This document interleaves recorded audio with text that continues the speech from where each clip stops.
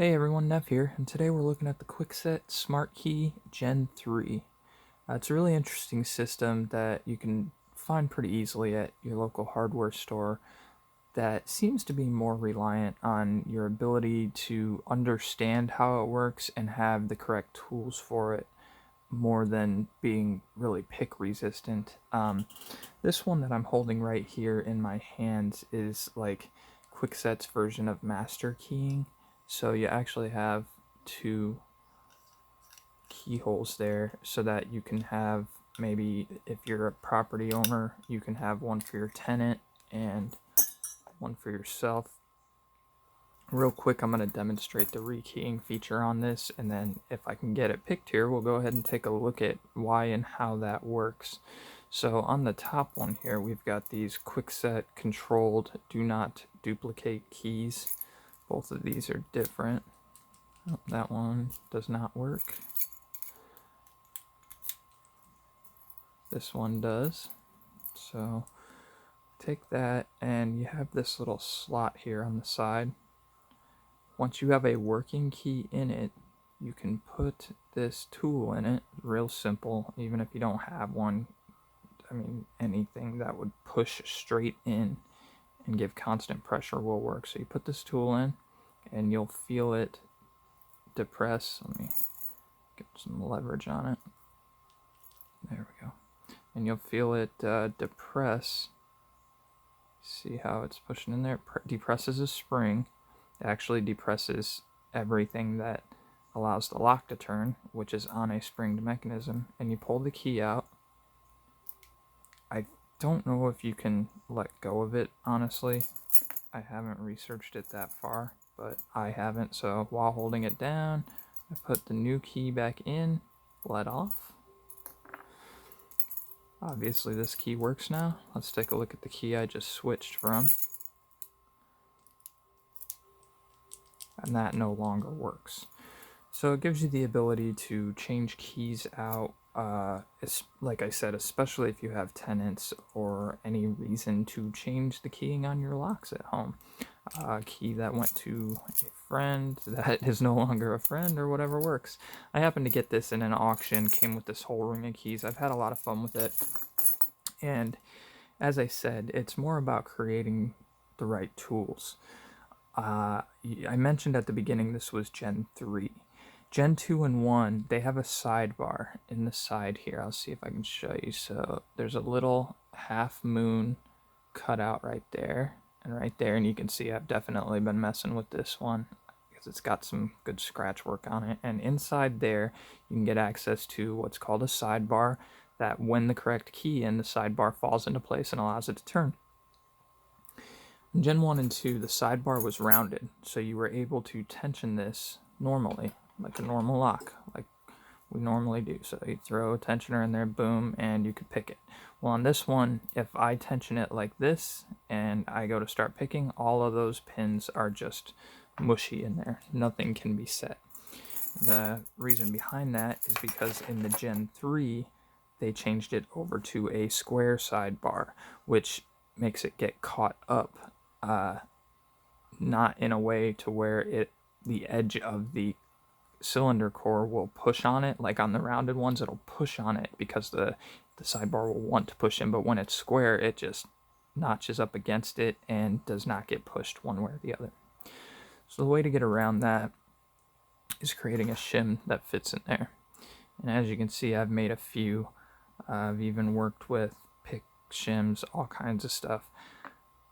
For those that are trying to pick this, I started by going very thin. Okay, these two are quite thin. I can fit them in there without the sidebar being pushed in at all and any pin set. And I thought that was going to work, and I could push it all the way in and then just work it to put pressure on the sidebar. That did not seem to work very well. After a little bit of research online, thank you to the people who have pioneered this before me. These are bobby pins, by the way. These are just bobby pins that have been sanded down. I've realized that a shim that only fits when the sidebar is down is a really great option. You get it in there, you get it started. When a pin is set, you can feel the sidebar push in. if the sidebar is like this, and you have your pins, when you set a pin, it starts to go like that, and you can feel it push in as you set a pin, and eventually the whole thing will push in. So it does kind of like that. Makes it a little bit easier to tell what's going on in there, as opposed to just having a shim all the way down it and trying to put pressure on the sidebar. So now that that explanation's out of the way, let's go ahead and see if I can get it picked. I'm going to work with the bottom one here. I'm not a super expert, so I doubt I could just rekey it and get it going. I don't necessarily have anything memorized about how this bottom core picks, but since it is the pins I've been working with, that's about the best I can do. So being a left-handed picker, obviously this is going to be a little awkward. I apologize for any issues with the camera. Let me see if I can zoom it in a little bit here. Let's try that. Get some light on it. I'm sure I'll put a shadow on it. So the sidebar is not one solid sidebar. This is something I haven't seen mentioned in a lot of videos. Instead of being a full sidebar, it's more like a notch, then a little bit of sidebar, and then a notch. And so I'm going to start on that front notch, which I'll feel it release as I set a pin.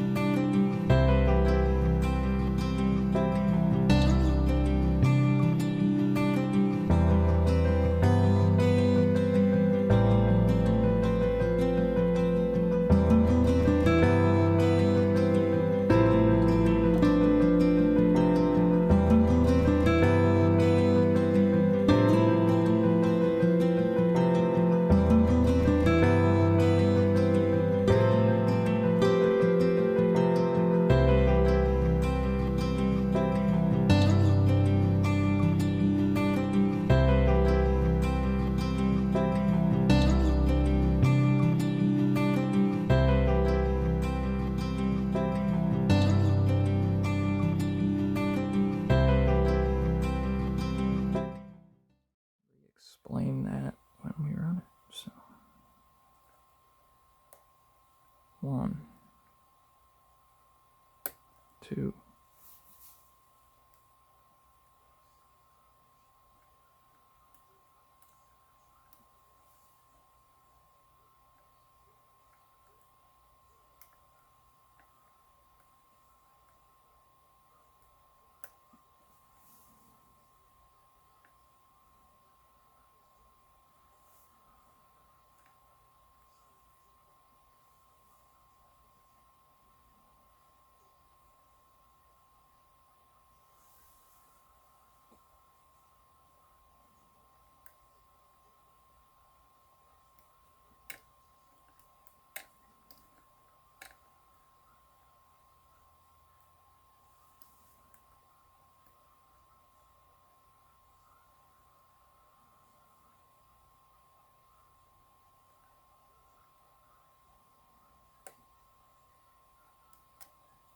Alright, I believe we have 1, 2, and 3.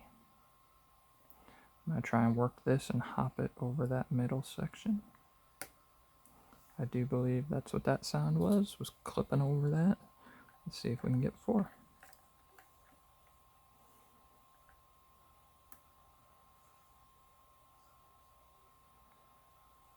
I actually felt a tiny click on 4. I think I might have got it. Yep, because I've got 5 binding.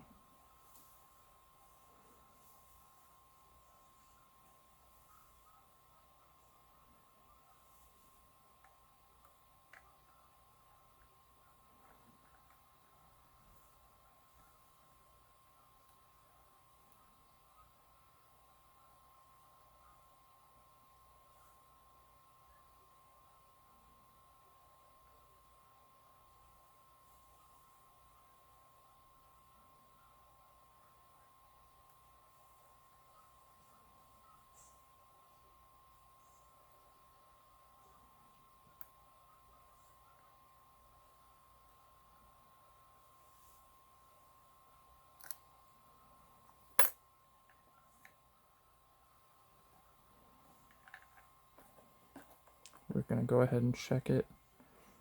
Sometimes I have a little bit of a tough time identifying 4 and 5. I think we're picked. Let's go ahead and... So as I said before, when it's picked for me, I go ahead and get it started turning and then pull this out with pliers, and there we go. She is picked open. SmartKey Gen 3. Let's go ahead and get this gutted on camera and get a look at everything.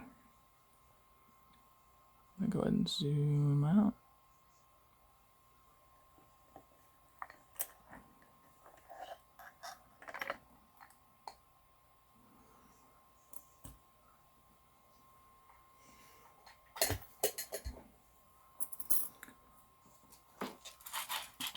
Boom, boom.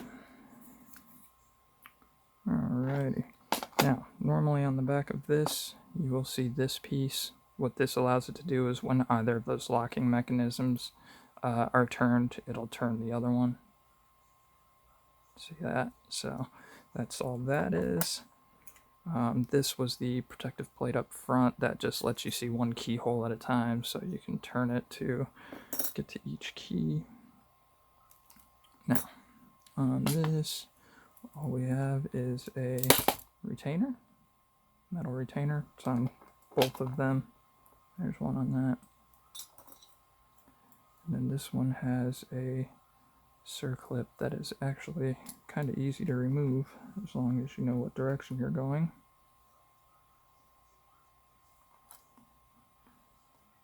So that holds on this back piece and then allows us to start pulling stuff out. So we got that.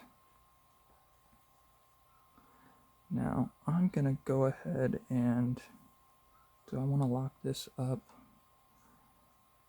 No, I think I can get away with just pulling it out without the key. And we'll describe some of the functions on it. Ooh, I just lost a part. So the part that you saw just plop out of there is a clip that holds this spring, which pushes the sidebar in. Crap. And that spring is small and easy to lose. You know what? I'm gonna just take it out and I'll worry about it when I put it back together. So it is that little figure 8 looking thing. Alright. Here is the sidebar mechanism I was talking about. You have your first notch, then the rest of the sidebar, and then a final notch. So once you get that pushed forward, you kind of have to hop back over that. Kind of rough. I had a real tough time with it. There's our sliders. So when you push the key change in through there, while it's unlocked, it'll push this whole mechanism back. I'm unable to push it because it all re-locked up, but you can see that spring there. It'll pull all the way back here, which pulls it off of the key pins and allows you to change the key and rekey it. So let's take this out and maybe I can show you a little bit more of that. Okay. So each one of those will raise up to whatever the height of the key that's in it, and then it has a notch in it that catches the sliders on this.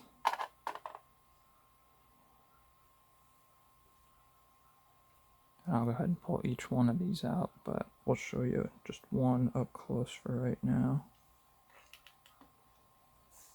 And the notch on the side of those pins will catch the side of this slider on those teeth on the right over here. That V is where the sidebar falls into, and I do believe that bottom part is just an alignment to hold it in place on the entire sidebar mechanism there. So wherever the key pin goes, I do however many heights that is, it catches on that, and then that way this will go to that whatever prescribed height is related to the key that it was set to. So let's pull the rest of them out. So that is slider 1, slider 2,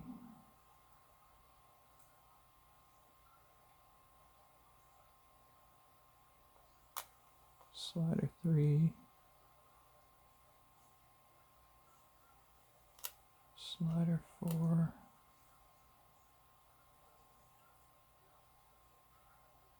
slider 5. They all look the same. And this is that sidebar mechanism. So that's the inside of it. And you can see the bar going across. That's what meets into that V. There's our spring to push the whole thing back, which allows you to rekey it, as I mentioned. And here is the outside. So the way it works is, and why this is a little bit more secure than your average Kwikset key, is these springs right here, and the one that fell out when we opened it that I need to reclip on there is what pushes against that sidebar, which allows it to stay off the cylinder core. And so because it's off the cylinder core, you can't try and tension it like a normal lock, because it's not even interfacing with that. It's interfacing with these springs on the core itself, or on the cylinder itself. It's a pretty interesting design feature. I actually think this was a really cool lock. I'd like to buy a couple more just to have for the collection. So there is our Kwikset SmartKey Gen 3. For those that didn't know about it, I hope you learned a little something. Here is all of those, oops, sorry about that. Here is all of those sliders and that other spring and clip we talked about. Anyway, thanks guys for watching, and if you have any questions, comments, leave them down below. Anything I could have done better. Appreciate it. Y'all have a good night.